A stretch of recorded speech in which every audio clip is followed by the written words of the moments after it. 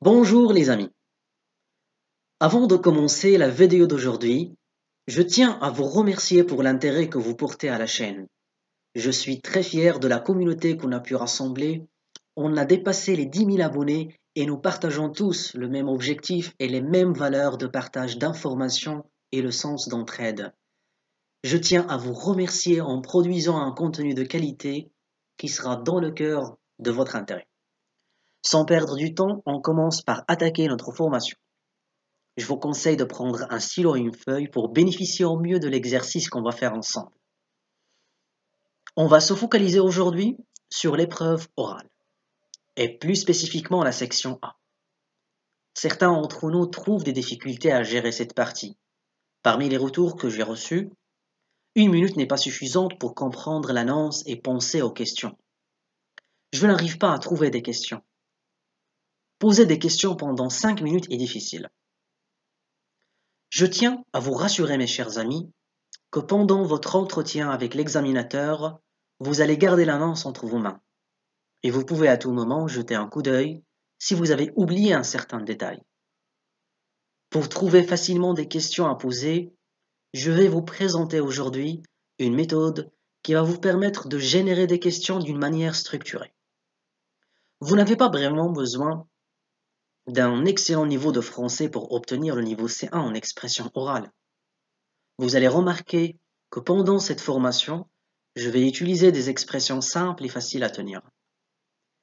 On commence par le descriptif de l'épreuve orale section A. Durée de l'entretien, 5 minutes.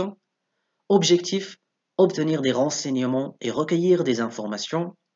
Le déroulement, vous découvrez le sujet. Vous avez 5 minutes pour prendre connaissance du sujet. Vous interagissez pendant 5 minutes avec l'examinateur. Comment générer des questions? Penser aux questions d'une manière spontanée peut être frustrant et cela peut causer l'oubli de certaines questions qui sont faciles à poser. Il faut suivre une certaine logique quand on demande des informations. Par exemple, ce n'est pas convenable de commencer par poser des questions sur le délai de livraison alors ou bien avant de poser des questions sur le produit concerné. C'est pour cela, je vous conseille d'organiser vos questions sous forme de thématiques. Je vous propose cette organisation qui peut être employée dans la majorité des annonces de services.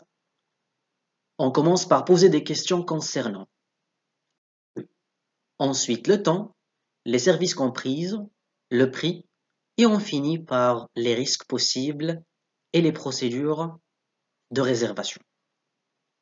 C'est possible que ça vous paraît inutile, mais c'est un outil très fort qui pourra vous garantir la réussite de votre entretien. Vous vous rappelez quand je vous ai demandé de préparer un stylo et une feuille? Maintenant, c'est le moment de les utiliser. Je vous propose qu'on attaque immédiatement un exemple pratique. Voici une annonce d'une randonnée que vous avez lue dans un journal. C'est possible que vous avez rencontré cet exemple dans l'une de mes vidéos précédentes, mais l'objectif, c'est de mettre en pratique ce qu'on vient d'apprendre. En utilisant la méthode que je viens de vous proposer, essayez d'élaborer 3 questions sur chaque thématique qu'on a vue ensemble. Lieu, temps, service, prix, risque et réservation. Je vous invite de poser la vidéo, élaborer les questions et on se retrouve d'ici peu. Je vous félicite d'avoir pris le temps de faire l'exercice. Je vous présente maintenant une proposition de questions simples qu'on peut imaginer. Cette liste de questions est élaborée par une candidate au TEF Canada. Lieu. Où se trouve le siège de votre agence? Est-ce que le transport public est disponible à proximité de votre agence? Quelle est la destination de la randonnée? Où se trouve le lieu de groupement avant le commencement de la randonnée? Le temps. Quelles sont les dates proposées pour les randonnées? Quelle est la durée de la randonnée? Quelle est la date limite pour faire une réservation? Les services. Quelles sont les activités proposées dans la randonnée? Est-ce que la nourriture est prise en charge? Quel est le type d'hébergement proposé? Est-ce que les équipements et les accessoires de randonnée sont fournis par votre compagnie? Le prix. Quel est le prix de la randonnée?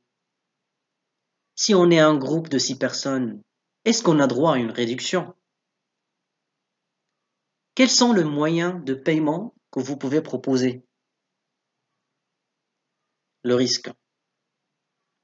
Est-ce que les guides que vous avez sont expérimentés? Dois-je prendre une assurance randonnée? En cas de nécessité, est-ce possible d'annuler une réservation et se faire rembourser? La réservation. Comment je peux faire une réservation? Dois-je payer pour faire la réservation? Est-ce possible de faire la réservation via Internet? Certainement, certains d'entre nous sont créatifs et ils ont réussi à trouver des questions pertinentes. Je vous invite vivement de les partager dans un petit commentaire. Votre geste sera très apprécié. On passe maintenant à la rubrique suivante. Initier la conversation. Je vous conseille de préparer préalablement une phrase pour initier votre conversation avec l'examinateur. Cette phrase doit être générale, simple et fluide. Annoncez cette phrase avec confiance et un sourire. Ça va vous donner une énergie positive au début de votre entretien. Et cela va certainement marquer votre interlocuteur. Voici un exemple simple que vous pouvez adopter. Bonjour, j'ai lu votre annonce dans un journal et j'aimerais vous poser quelques questions s'il vous plaît. Ou bien, j'ai lu votre annonce dans un journal et j'aimerais vous demander quelques informations s'il vous plaît. Général, simple et fluide. N'hésitez pas de me laisser dans un commentaire vos phrases d'introduction. Ça sera très apprécié. On passe maintenant à la rubrique suivante, gérer le blanc. Dans une conversation, remplir le blanc est très important. Ça n'empêche que le silence dans une conversation n'est pas tout le temps perçu négativement. C'est pour cela, on doit parler plutôt de la notion de gestion de blanc. Dans notre cas de figure, il faut tout simplement accuser la réception une fois votre examinateur répond à l'une de vos questions. Vous pouvez utiliser des mots généraux comme d'accord, je comprends, je prends note, très bien. Comme vous pouvez être spécifique en utilisant des expressions qui sont adaptées au contexte de la question, comme c'est proche de chez moi, je pense que ça me convient, c'est intéressant, c'est rassurant, c'est pratique. Certains candidats sont très malins. Ils utilisent ces techniques pour gagner quelques secondes du chrono ou bien pour se donner une chance à penser à une question. On passe maintenant à la prise de congé. De la même manière que la phrase d'introduction, je vous conseille d'adopter une phrase pour votre prise de congé. Laisser une bonne impression est très important, même si vous pensiez que votre prestation n'était pas réussite. De la même manière, votre phrase de prise de congé doit être émise avec une énergie positive et avec un sentiment de remerciement suite à l'échange.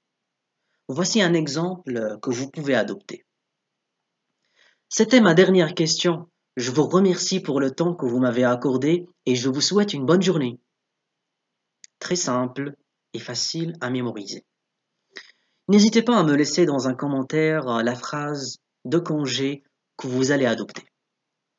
Voilà, notre formation a touché à sa fin. J'espère que le contenu que je vous ai présenté vous sera utile.